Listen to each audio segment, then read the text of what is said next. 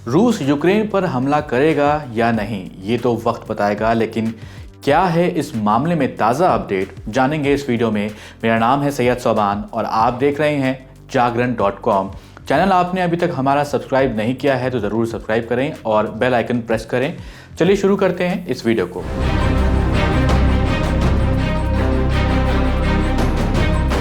समाचार agency AFP के मुताबिक 16 फरवरी को एक बार फिर रूस ने यूक्रेन के पास सैन्य अभ्यास समाप्त करने की घोषणा की है और कहा है कि सैनिक वापस लौट रहे हैं। लेकिन वहीं आपको बता दें कि अमेरिका के राष्ट्रपति जो बाइडेन ने मंगलवार यानी कि कल का दिन जो 15 फरवरी का दिन था, उस दिन कहा था कि अमेरिका को रूस के द्वारा किए गए सेना वापसी वाले दावे पर भरोसा नहीं है। उन्होंने ये कहा कि यूक्रेन की सीमा से रूसी सेना की वापसी की बात से अमेरिका सहमत नहीं है और उसे अब भी यूक्रेन पर बरकरार रूसी हमले की संभावना दिखाई दे रही है। आपको बता दें कि अमेरिका के साथ ही पश्चिमी देशों ने भी ये कहा है कि रूस के दावे के ठोस सबूत नहीं हैं। ब्रिटेन के प्रधानमंत्री बोरिस जॉनसन ने कहा कि हमारी खुफिया एजेंसी आश्वस्त करने वाली नहीं है। रूस ने मंगलवार 15 फरवरी को कहा कि यूक्रेन के पास सैन्य अभ्यास करने के बाद उसकी कुछ सैन्य इकाइयां अपने ठिकानों पर लौट रही हैं। रूस के इस दावे पर अमेरिका समेत पश्चिमी देशों की ओर से बेहद सतर्क और सधी हुई प्रतिक्रिया आई है। ब्रिटिश पीएम बोरिस जॉनसन ने यह कहा कि रूस के साथ कूटनीति वार्ता का रास्ता खुला है, लेकिन जमीनी स्तर पर खुफिया जानकारी बहुत उत्साहजनक नहीं है।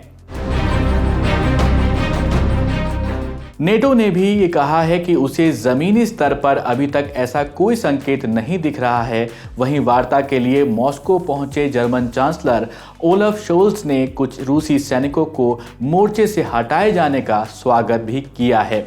रूस की इस घोषणा का बाजार पर सकारात्मक असर दिखा है। रूस और यूक्रेन के शेयर बाजार में उछाल आया है और तेल के भाव में भी गिरावट देखने को मिली है। रूस ने पिछले कई दिनों से यूक्रेन की घेराबंदी कर रखी है। उसके करीब 1,30,000 से ज़्यादा सैनिक आधुनिक सैन्य साजो सामान के साथ यूक्रेन के इर्द गिर्द मोर्चाबंदी किए हुए हैं। शीत युद्ध के बाद यूरोप में ये अब तक की सबसे तनावपूर्ण स्थिति मानी जा रही है। दुनिया को आशंका है कि रूस कभी भी यूक्रेन पर हमला कर सकता है। इस बीच क्रेमलिन के प्रवक्ता दिमित्री पेस्कोव ने कहा कि हमने हमेशा कहा कि सैन्य अभ्यास के बाद हमारी सेनाएं लौट आएंगी, वैसा ही हो रहा है। उधर नेटो के महासचिव जेन्स स्टोल्टेनबर्ग ने मीडिया से कहा कि मॉस्को से संकेत मिल रहे हैं कि हमें कूटनीति जारी रखनी चाहिए।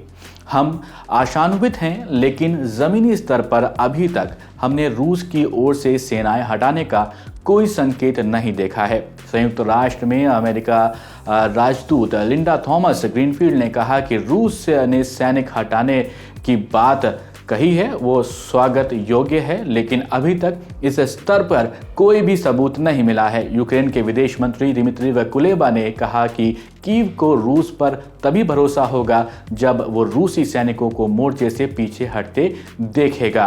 फिलहाल इस वीडियो में इतना ही। इस वीडियो को अपने दोस्तों के साथ भी शेयर करें और अभी तक आपने जागरण.com के इस चैनल को सब्सक्राइब नहीं किया है तो ज़रूर सब्सक्राइब करें और देखते रहें जागरण.com। नमस्कार।